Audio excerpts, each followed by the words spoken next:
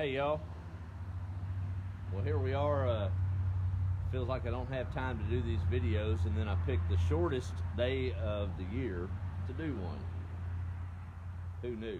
I guess we'll make the best of it as we get through this and start getting a little bit longer days again. Kind of been in the mully grubs. That's what the old folks used to say. Maybe I'm an old folk now. Didn't get decorated up for Christmas. Jordan and I didn't even put up a tree, but it's not for lack of being thankful about this time of year and celebrating it. Kind of got down on myself, and then I noticed even amongst the cold temperatures, I got a little red and green on the porch in the way of an old geranium that's hung in through countless moves and rainstorms and snowstorms even earlier in the year. Somehow it's survived just like we have, right? The most wonderful time of the year, always been my favorite. It lost its luster for a few years, decades ago, and sometimes I guess we get into I'm a giver, and when I don't have the funds or the things to give, it can kind of put you in the dirt a little bit. But I'm also a positive person and realize that it's so much more than that, isn't it? A lot of good stuff happening around these parts. Kind of getting into a rhythm, getting ready for hopefully another growing season. Got some challenges ahead, but I've faced those before, for those of you that have followed it for very long.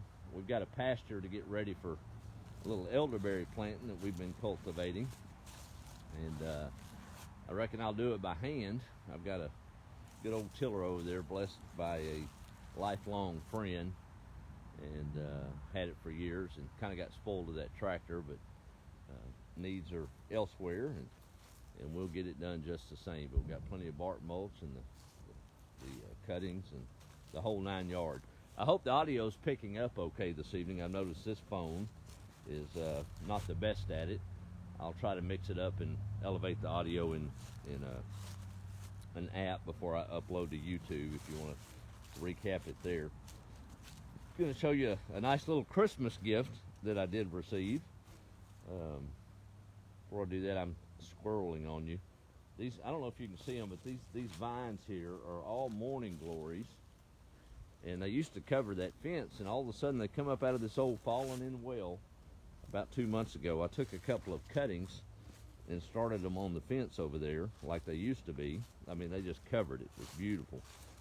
But DW decided he had other plans, and he ate them all to the ground, so I got to start over.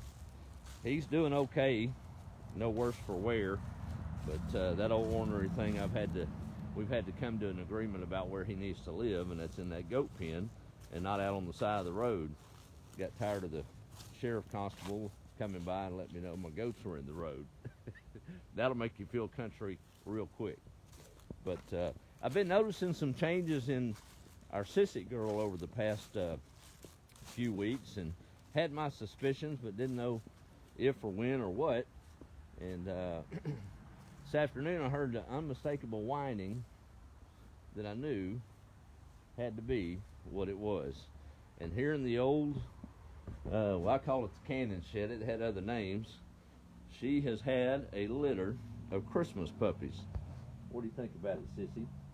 It's dinner time here on the farm, and we've got 5 healthy puppies, and not sure who the daddy was. I guess it's par for the course, not to be disrespectful, but almost an immaculate conception, but not really. We've had a couple of good-looking dogs around the place that'll wander in, and I'm sure one of them's the daddy, but kind of exciting. I don't know if it's hard. It's kind of hard to beat a Christmas puppy, isn't it? And we've got 5 of them. I reckon they're about a week and a half old. Their eyes are beginning to open, and that usually happens about 2 weeks in. But it got me to thinking, among so many other thoughts, about that old farmer that had a litter of pups. He put a sign on his chain link fence out by the road, "Puppies for sale." Little boy wandered by and was just enamored with it. Walked up to the fence, and the farmer walked up to him and said, "How can I help you, son?" He said, "Do you have puppies for sale?" He said, "I sure do." He said, how much are they? He said, well, how much you got? He said, well, I got 39 cents in my pocket. He said, well, I reckon that's enough for a look. So he whistled and called his dog Dolly out of the little pen, and she come down the ramp with 4 little fur balls rolling down. They ran out toward the little boy and the farmer, and all of a sudden, another little commotion happened, and out of that same pen, one more little dog, smaller than the rest, ambled out. The little boy's eyes lit up.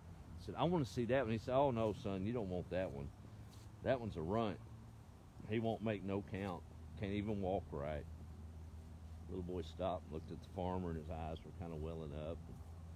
He pulled up his pants leg, and there it showed an orthotic attached to that young boy's knee to give him a brace to be able to walk.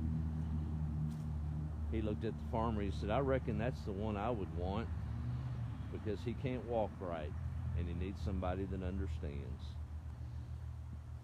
That farmer couldn't take that. He scooped that puppy up. He said, yes, sir, this is your puppy now. He said, well, I don't have any money to pay, sir. He said, you can't put a price on love. Isn't that how it is? I think that's one of my favorite things about this time of the year, because love saturates us. A lot of us have lost it, and maybe it's through grief or inability to do exactly what we want to do for the ones we love so much. But even in those bad times, or those bad mental times, and the hurt and the loss, and you come up on someone that maybe don't think deserves it. But what about if we commit to not treating someone as bad as they are, but treat them as good as we are, whatever that means? Maybe a smile, a handshake, a sincere, how are you? And to listen to someone. This old generation has survived a lot, but we come from pretty good stock that survived times like these before, and we're blessed. We have so much at our fingertips, and I look at this old place and the memories on it, the many, many times that as a child I would come up here and this yard would be full of cousins and uncles and people playing football down in that bar ditch, and us lighting a little fire down there. It's gone now, and I guess just the happy ghosts of memories remain. And I feel a little bit, I guess a little bit guilty for not sprucing the old house up for Christmas. I guess it needs to be done. Jordan deserves it, and he's a Christmas spirit kind of guy, but I think my kids understand through the years of want and the years of not want. They get it. It's a bigger season than a tree and a Santa Claus and gifts. It's a magical time when we celebrate the birth of a life that was given for us to have eternal life, and to be good people, and to be good humans, and to understand love in its purest form. So we celebrate that, don't we? I'm afraid so oftentimes that we get on a tangent, and it's the nature of the world. Our young little ones are exposed to things they shouldn't have to be exposed to. I think it's okay to celebrate Santa Claus and let them believe in something magical. They understand the gift giving. But Corrie ten Boom, that was a life of sacrifice for sure. Those of a certain age will know, and unfortunately so many young ones don't know that story, but it's always impacted me, the story when she was on the train that she recounted in her book, The Hiding Place. She was riding across country with her dad, and she had been bothered about the idea of certain words and certain ideas and things, and she understood sex to be whether you were a boy or a girl. Boy, that's changed. Why? I don't know. And she understood sin as something that was bad, but she couldn't understand sex sin, she called it in her book. So she blurted out on that train ride to her dad, young woman, "Dad, what is sex sin?" In his usual style, it didn't rattle him at all. They rode along in silence as he didn't answer. They got to their stop, and he pulled the bag down from above the carriage there to depart from the train. Heavy bag full of all of his watch parts and things, his wares, the way he made his living. And he said, "Baby, can you carry this off the train for me?" Well, she went to grab it, gladly to help her dad, but it was too heavy for a little 10-year-old to carry off that train. And it would have been a horrible dad to make her try to struggle with it. As he grabbed the handle away from her to shoulder the load, he made his point. "Baby, there are some things that are too heavy to carry as a child. You don't have the strength to do it. That's why you must trust me to carry it until you're of an age to endure it and to handle it." I think so oftentimes that's what we do to our children. We end up giving them too much information on things that only adults should have to deal with, and innocence is lost. Words matter, even at Christmas. A Merry Christmas goes a long way when it's from the heart. So Merry Christmas to all of you, and thank you for hanging in with this journey that we call the Washboard Chronicles. Sure got a lot of exciting things ahead, and as many twists and turns as I've walked down over the past 16, 17 months. The joy of finding that partner that cares and loves and without abandon. That's worth it. Knowing you've got a family that loves you and that you love them, and a Christ that died for all of us to redeem us. Don't get much better than that. That's a pretty good Christmas gift. I'll take it. Let me try to do a quick roll call. Kind of out of practice on it, and I don't know how well this phone's going to operate it, but we'll try to say howdy and call it an evening. It's a little nippy out here this evening. Got hay under the puppies. Sissy's taking care of business in there, and it's not supposed to freeze here tonight, but it's going to be right cold, and that sun's sinking fast. So let me roll over everybody, and then we'll go from there. How about that? Let me go back up a minute, see who all's on this evening. All right. Looks like Dennis O'Daniel. Good to see you. I'm getting to the point where I'm going to have to put on my glasses, and that's a whole nother ball game. Just to see this little fine print. Reckon that's been too many Christmases on these old eyes. There's Lisa Doherty walking stick. Merry Christmas back to you. Y'all sound off where you're at, and we'll see if we can't give you a holler out. There's Dennis again saying wonderful, or hopefully you have a wonderful Merry Christmas. I intend to. I do. Thank you for that, and back to you. There's Alice saying Merry Christmas. Thank you.